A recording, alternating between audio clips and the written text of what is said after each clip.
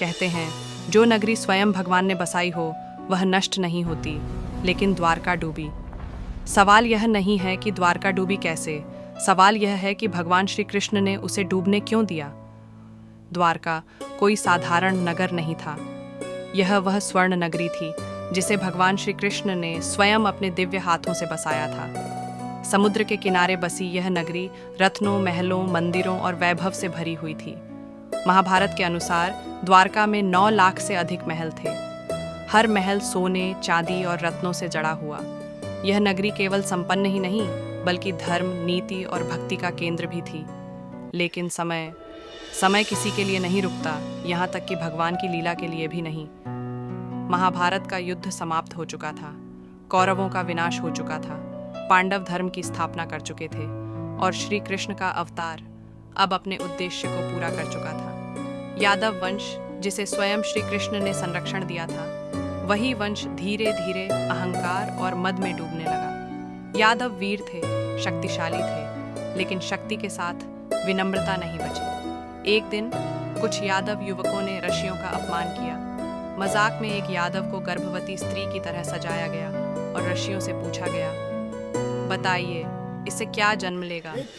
ऋषि समझ गए। उन्होंने क्रोधित होकर कहा, इससे एक ऐसा मूसल जन्म लेगा जो पूरे यादव वंश का नाश करेगा। यादवों ने इस भविष्यवाणी को हंसी में उड़ा दिया, लेकिन ऋषियों के वचन कभी व्यर्थ नहीं जाते। समय बीतता गया, वही मूसल उत्पन्न हुआ।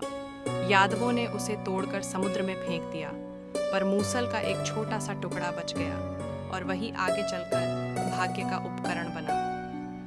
फिर वह दिन आया जब यादव आपस में ही युद्ध करने लगे। नशे में चूर होकर उन्होंने एक दूसरे पर मूसलों से प्रहार किया। जिस वंश को बाहरी शक्तियां कभी हरा नहीं सकी, वह अपने ही अहंकार से नष्ट हो गया। अब केवल श्री कृष्ण शेष थे।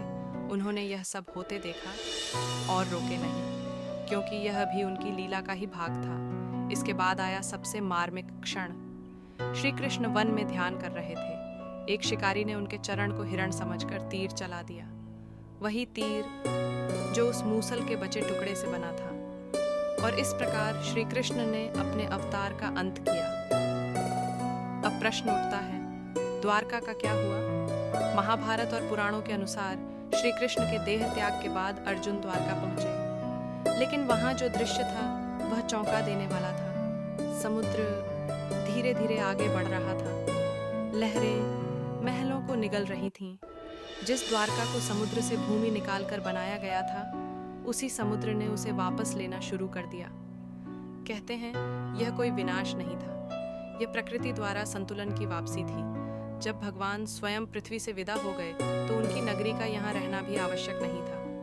द्वारका इसलिए नहीं डूबी क्योंकि वह पापी थी, बल्कि इसलिए डूबी क्योंकि उसकी भूमिका समाप्त हो चुकी थी। जैसे मंच से नाटक खत्म होने के बाद पर्दा गिर जाता है, आज भी गुजरात के समुद्र तट के पास डूबी हुई द्वारका के अवशेष मिले हैं। वैज्ञानिक इसे प्राचीन नगर कहते हैं और भक्त इसे भगवान की लीला। द्वारका हमें यह सिखाती है, शक्ति के साथ विनम्रता जरूरी है।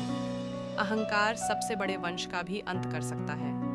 और यह कि कुछ चीजें नष्ट नहीं होती, वे केवल अपनी लीला पूरी करके अदृश्य हो जाती हैं। द्वारका डूबी नहीं थी, द्वारका लौट गई थी उसी समुद्र में जहां से वह आई थी। जय श्री कृष्ण।